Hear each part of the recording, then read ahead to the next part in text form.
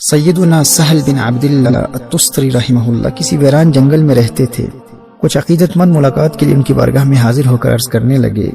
کہ حضرت اس ویران جنگل میں آپ کے دن اور آپ کی راتیں کیسے گزرتی ہے؟ اکیلے ڈر نہیں لگتا؟ فرمایا میں اکیلا نہیں رہتا، نہ ہی تنہائی محسوس ہوتی ہے۔ جب کسی سے باتیں کرنے کا جی چاہتا ہے تو نماز شروع کر دیتا ہوں اور نماز کے ذریعے اللہ جل وعلا سے باتیں کر لیتا ہوں، اور جب اپنے رب کی باتیں سننے کا دل کرتا ہے تو قرآن کریم کی تلاوت کے ذریعے اللہ جل وعلا کا کلام سن لیتا ہوں۔ بوریت تو وہ محسوس کرے، تنہائی سے تو وہ ڈرے جو اکیلا ہو۔ یعنی اگر لوگ اللہ کی مخلوق سے باتیں کر کے اپنی طبیعت کے بوجھل پن اور بوریت کو دور کر سکتے ہیں تو جس کے شب و روز خود اللہ سے باتیں کرنے میں گزرتے ہوں وہ کیسے تنہائی محسوس کر سکتا ہے؟ کیونکہ وہ قرآن کریم کی تلاوت کے ذریعے ہر وقت اللہ جل وعلا کے قرب اور معیت کی کیفیت میں مست رہتا ہے، اسے ڈر نہیں لگتا، وہ کسی سے نہیں ڈرتا۔ میرے بھائی اور بہنوں، تلاوت قرآن کی حقیقی فیوز و برکات سے وہی مستفیض ہوتا ہے جو اس یکسوئی اور پیار سے تلاوت کرے، گویا کہ وہ اپنے رب سے محو گفتگو ہے اور اللہ کے کلام کے ذریعے اللہ جل وعلا کی جانب سے آنے والے پیغامات کو سن رہا ہے۔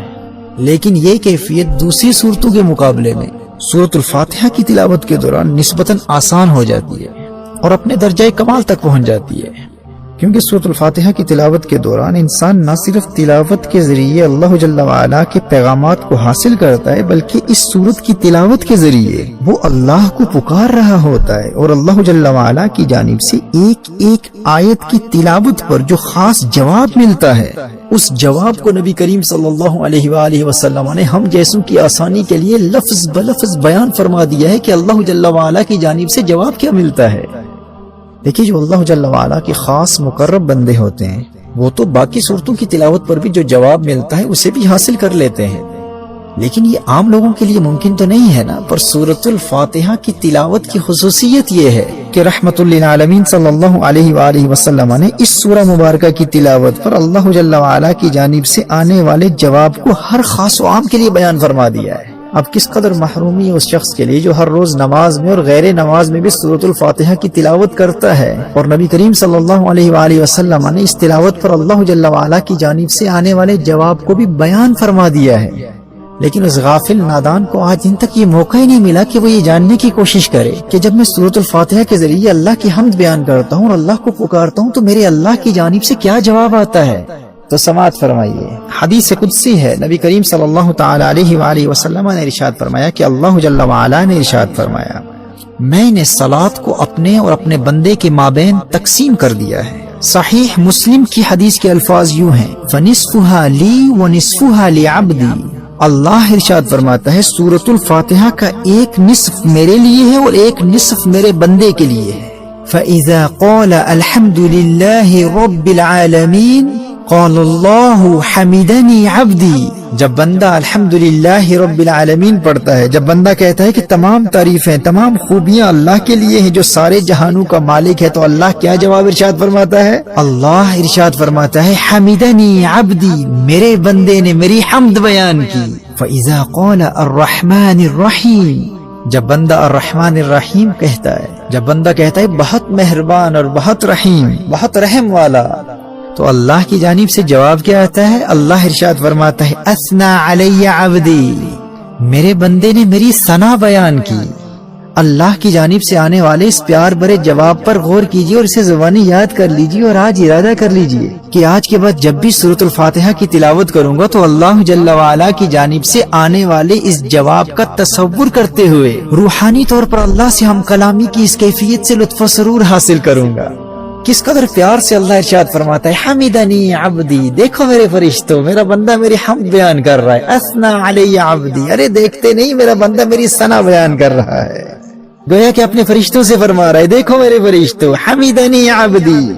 اور جب تم کہتے ہو الرحمن الرحیم تو اللہ گویا اپنے فرشتوں سے فرما رہا ہوتا ہے دیکھو میرے فرشتوں اثنا علی عبدی، میرے بندے نے میری ثنا کی ہے۔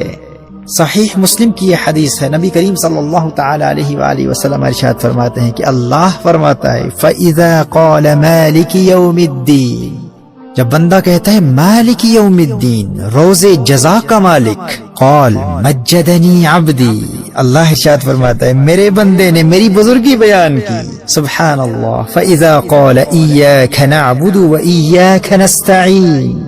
جب بندہ کہتا ہے ہم تیری ہی عبادت کرتے ہیں اور تجھ ہی سے مدد چاہتے ہیں، تو اللہ کی جانب سے جواب کیا آتا ہے؟ اللہ ارشاد فرماتا ہے قال هذا بینی وبین عبدی ولعبدی ما سأل. اللہ ارشاد فرماتا ہے اب یہ معاملہ میرے اور میرے بندے کے درمیان ہے. هذا بینی وبین عبدی ولعبدی ما سأل، یہ میرا بندہ ہے اور اب یہ معاملہ میرے اور میرے بندے کے مابین ہے. اب یہ مجھ سے جو مانگے گا اسے عطا کر دیا جائے گا. اللہ اکبر کبیرہ.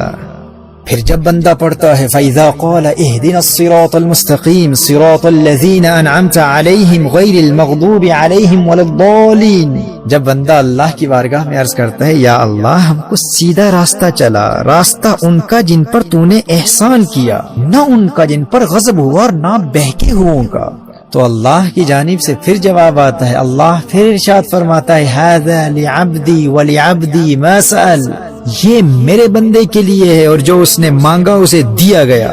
میرے بھائی اور میری بہنوں، سورۃ الفاتحہ کا ترجمہ بھی یاد کر لو اور اللہ جل وعلا کی جانب سے آنے والے اس جواب کو بھی بار بار سنو اور اس کے مفہوم کو ذہن نشین کر لو. دیکھیے جب ایک عبد اپنے معبود کی جانب سے آنے والے جواب کو جان لیتا ہے اور اس سے روحانی طور پر لطف اندوز ہو کر سورۃ الفاتحہ کی تلاوت کرتا ہے، تو ایسے تلاوت کرنے والے کے لیے اللہ جل وعلا سے روحانی طور پر ہم کلامی کی وجدانی کیفیت حاصل کرنا بہت آسان ہو جاتا ہے، کیونکہ نہ صرف وہ جواب کے آنے پر یقین رکھتا ہے بلکہ اس جواب کو بھی جانتا ہے کہ وہ جواب ہے کیا. اس لیے میں کہتا ہوں کہ سورۃ الفاتحہ کی روحانی پاور سے فائدہ حاصل کرنا اور خشوع و خضوع حاصل کرنا دوسری صورتوں کی بنسبت بہت آسان ہو جاتا ہے، کیونکہ ہر عام و خاص کو بتا دیا گیا ہے کہ اس جانب سے جواب کیا آ رہا ہے. آج کے بعد اللہ جل وعلا کی جانب سے آنے والے اس پیار بھرے جواب کا تصور کرتے ہوئے اور اس پر یقین رکھتے ہوئے پورے انہماک کے قلب کے ساتھ اس خوبصورت تصور میں ڈوب کر کے میں اپنے رب سے باتیں کر رہا ہوں. رب کی جانب سے جواب بھی آ رہا ہے. سورۃ الفاتحہ کی کثرت سے تلاوت کی عادت بنا لو اور پھر دیکھو یہ سورۃ الفاتحہ تمہاری دنیا اور آخرت کو کس طرح سنوار دیتی ہے. قرآن کریم کی جن صورتوں کے فیوز و برکات بیان کیے جا چکے ہیں ان کا دار و مدار پڑھنے والے کی روحانی کیفیت پر ہوتا ہے کہ وہ کس قدر یکسوئی اور اللہ جل وعلا سے ہم کلامی کی کیفیت میں محو ہو کر پڑھتا ہے. جو جتنا زیادہ اپنے رب سے راز و نیاز کی باتیں کرنے اور رب کے کلام کو سننے اور اللہ جل وعلا سے سرگوشی کرنے کی کیفیت میں ڈوب کر قرآن کریم کی تلاوت کرتا ہے، اسے اس کی زندگی میں ان صورتوں کی تلاوت کے اتنے ہی زیادہ روحانی اور مادی فوائد حاصل ہوتے ہیں.